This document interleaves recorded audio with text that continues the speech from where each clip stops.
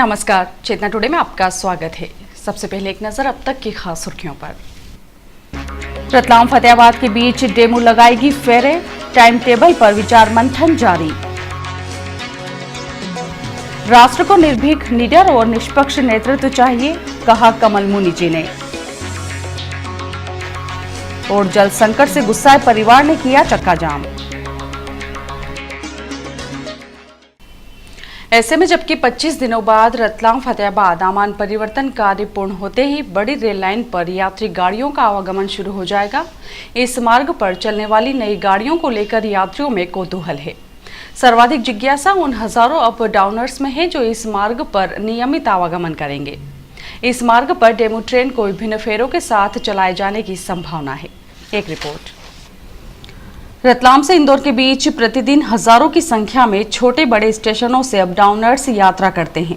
1 जनवरी 13 से इस मार्ग पर रेल यातायात थमने के बाद से इस वर्ग को सर्वाधिक परेशानियों का सामना करना पड़ रहा है। एक एक दिन करके यात्री फिर से ट्रेन आरंभ होने का इंतजार कर रहे हैं। अप डाउनर्स को उम्मीद है कि नई गाड़ी आरंभ करते समय रेल प्रशासन उनकी सुविधा का जरूर ध्यान रखेगा। अब डाउनर्स के मुताबिक रतलाम फतेहाबाद के बीच प्रतिदिन प्रातः 6:30, 8, 11, दोपहर 3, शाम 6 एवं रात्रि में 10 बजे ट्रेन चलाई जाना उपयुक्त रहेगा। इसी तरह वापसी में फतेहाबाद से उपरोक्त समय पर गाड़ियां रतलाम तक आने के लिए उपलब्ध रहना चाहिए। अब डाउनर्स द्वारा प्रस्तावित गाड़ियों से न केवल उन्हें बल्कि आम यात्रियों को भी सुविधा होगी। छोटी लाइन पर पूर्व में 6 जोड़े गाड़ियां चलती थी। रेल सूत्रों के मुताबिक रतलाम फतेहाबाद के बीच एक डेमू ट्रेन को चलाया जाना संभावित है। बताया जाता है कि इस डेमू ट्रेन को प्रातः रतलाम से फतेहाबाद, फतेहाबाद से रतलाम, दोपहर तथा शाम को फिर से इसी रेक का उपयोग किया जा सकता है। डेमू ट्रेन के बड़ी रेल लाइन पर आरंभ होने से समय की बचत के साथ साथ आवागमन भी सुलभ होगा। साथ ही यात्रियों को आर्थिक रूप से भी बचत होगी।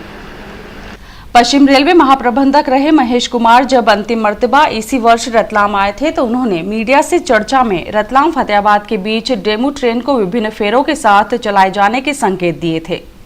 सूत्रों के मुताबिक पश्चिम रेलवे मुख्यालय चर्च गेट पर इस संबंध में प्रस्ताव तैयार हो चुका है और आगामी प्रक्रिया के तहत प्रचलन में है। ऐसी संभावना है कि अगले पखवाड़े में इस पर निर्णय हो जाएगा। सूत्रों का कहना है कि रेलवे जहां आमान परिवर्तन कार्य को 30 जून तक पूरा करने में जुटा है, तो वहीं रेल परिचालन अमला इस मार्ग पर चलाई जाने वाली गाड़ियों के टाइम टेबल पर भी मंथन में जुटा है। टाइम टेबल बनाते समय फतेहाबाद से इंदौर, महू तथा उज्जैन की ओर गाड़ियों को फतेहाबाद स्टेशन पर कनेक्शन दिए जाने की प्रक्रिया को लेकर विचार विमर्श जारी है। खबर तो यहां तक है कि प्रस्तावित टाइम टेबल शीघ्र ही पश्चिम रेलवे मुख्यालय के लिए रवाना होने का इंतजार कर रहा है।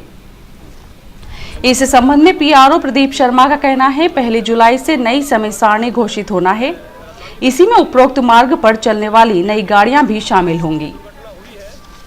इधर प्लेटफॉर्म क्रमांक 1 व 3 को आपस में जोड़ने के लिए पहले जहां पैदल पुल था, उसी स्थान पर रेलवे ने दोबारा नया पुल बनाने की तैयारी आरंभ कर दी है।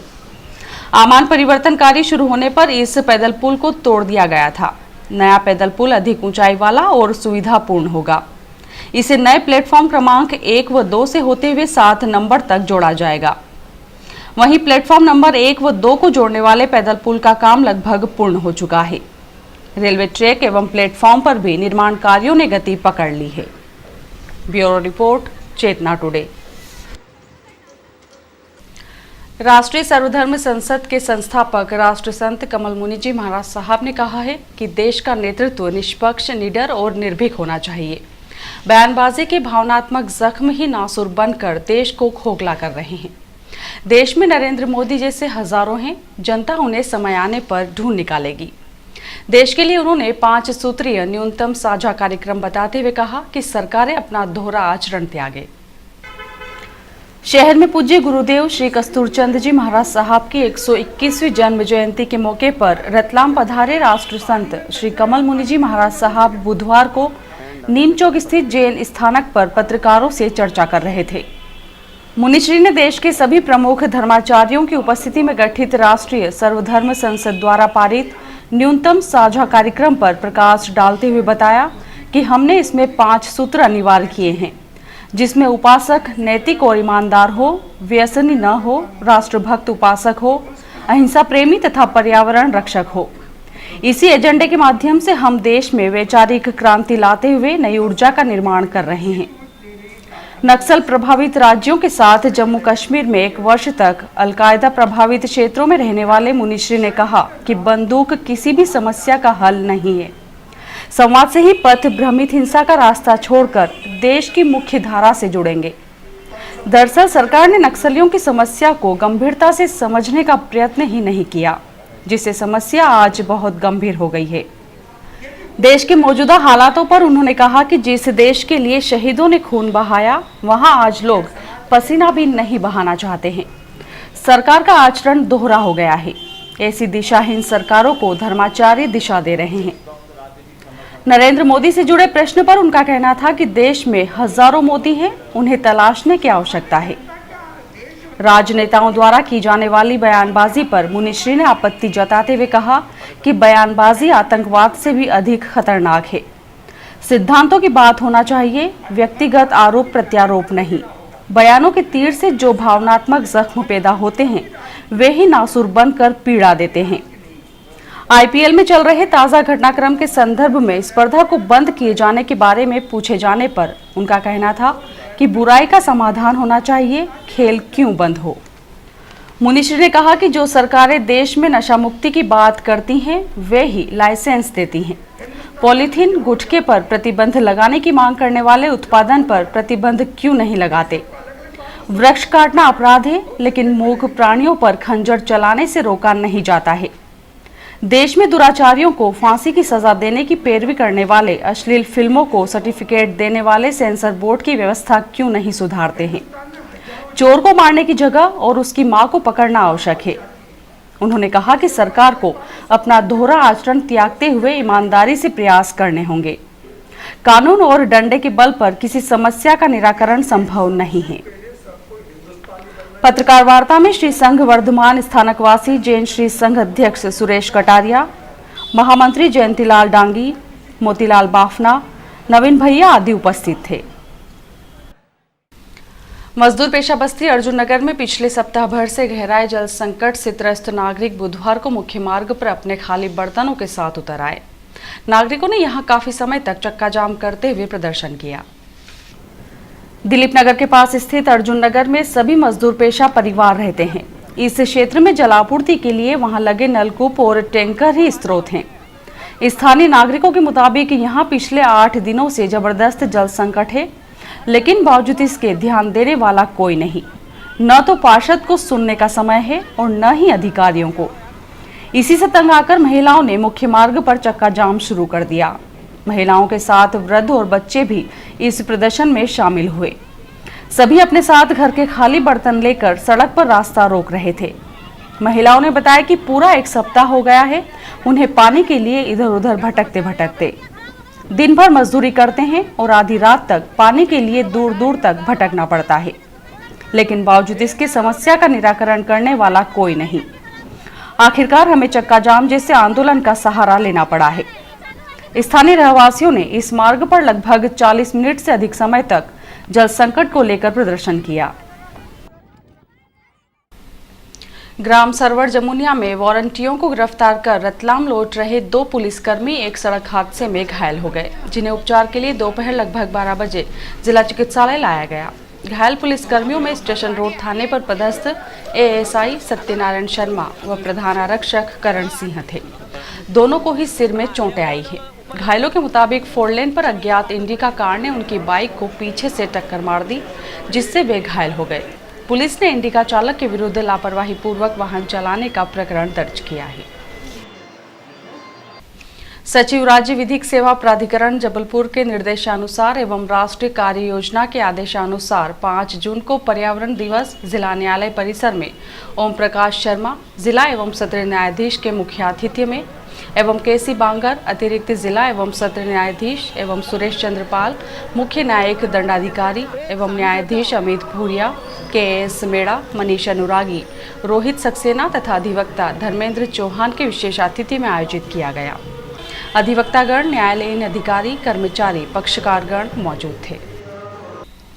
उज्जैन में आयोजित सद्गुरु कबीर साहब प्रकटोत्सव महाकुंभ में जिले से हिस्सा लेने के लिए बड़ी संख्या में कार्यकर्ता वाहनों के साथ रतलाम से प्रस्थान हुए। कालिका माता मंदिर प्रांगण में पूर्व मंत्री हिम्मत कोठारी ने लगभग 1 दर्जन वाहनों को झंडी दिखाकर मंगलवार प्रातः रवाना किया। ये वाहन बुधवार दोपहर उज्जैन पहुंच शाम को यहां आयोजित उत्सव में शामिल हुए। कार्यक्रम में निगम अध्यक्ष दिनेश पोरवाल, आरडीए अध्यक्ष विष्णु त्रिपाठी, भाजपा नेता एवं कार्यक्रम संयोजक डॉक्टर ईश्वर बोराना सहित अन्य पार्टीजन यहां मौजूद थे। रेलवे स्टेशन के मुख्य टिकट घर परिसर में प्रथम तल से पानी टपकने से यात्रियों को न केवल टिकट खरीदने में बल्कि यहां बैठने में भी परेशानियों का सामना करना पड़ रहा है। पिछले कई दिनों से यहां यह समस्या बनी हुई है। रेलवे के कई वरिष्ठ अधिकारियों ने यहां निरीक्षण भी किया, लेकिन आज तक समस्या यथावत बनी हुई है। राजनीतिक गलियारों में चौके छक्के लगाने वाले प्रभारी मंत्री, राज्य मंत्री सहित अन्य ने मंगलवार को बल्ले पर अपना हाथ आजमाया। अब यह बात और है कि राजनीति के धुरंधर खिलाड़ी यहां कोई बड़ा स्कोर खड़ा नहीं कर पाए। मौका था नेहरू स्टेडियम पर आयोजित मुख्यमंत्री क्रिकेट चैंपियनशिप का। भारतीय जनता युवा मोर्चा द्वारा आयोजित क्रिकेट स्पर्धा के तहत मंगलवार को क्वार्टर फाइनल के मुकाबले खेले गए। प्रभारी मंत्री सरताज सिंह प्रतिभागी टीमों से रूबरू होने पहुंचे। उन्होंने पहले खिलाड़ियों से परिचय प्राप्त किया और उसके बाद खुद बल्ला थाम पिच पर उतर गए।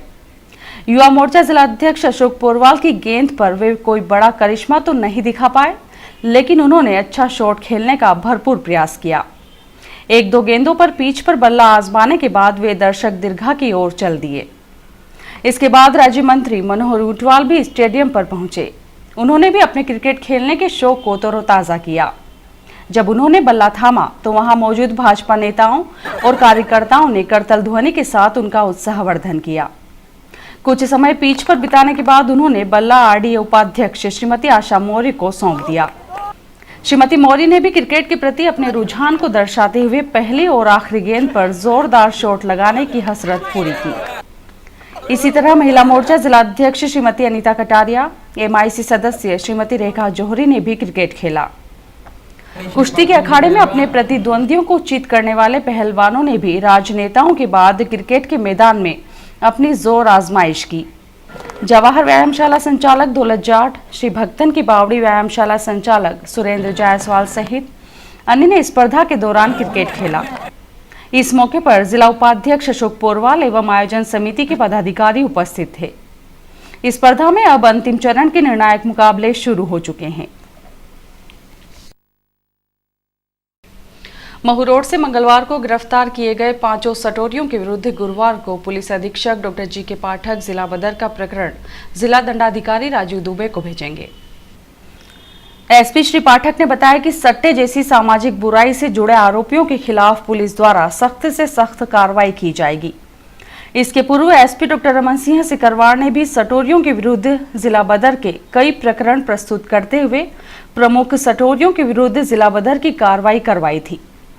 उल्लेखनीय है कि मंगलवार दोपहर पुलिस थाना स्टेशन रोड ने महू रोड पर अंजुमन मस्जिद की गली में दबिश देकर आरोपी रफीक पिता उस्मान खान, मुकेश पिता रामचंद्र जोशी, अमृतलाल पिता रूपचंद चौहान, ओम पिता गिरधारी लाल तथा विजय पिता शांतिलाल जैन को सट्टा अंक लिखते गिरफ्तार कर इनके कब्जे से 80 लाख रुपए का हिसाब जब्त किया था।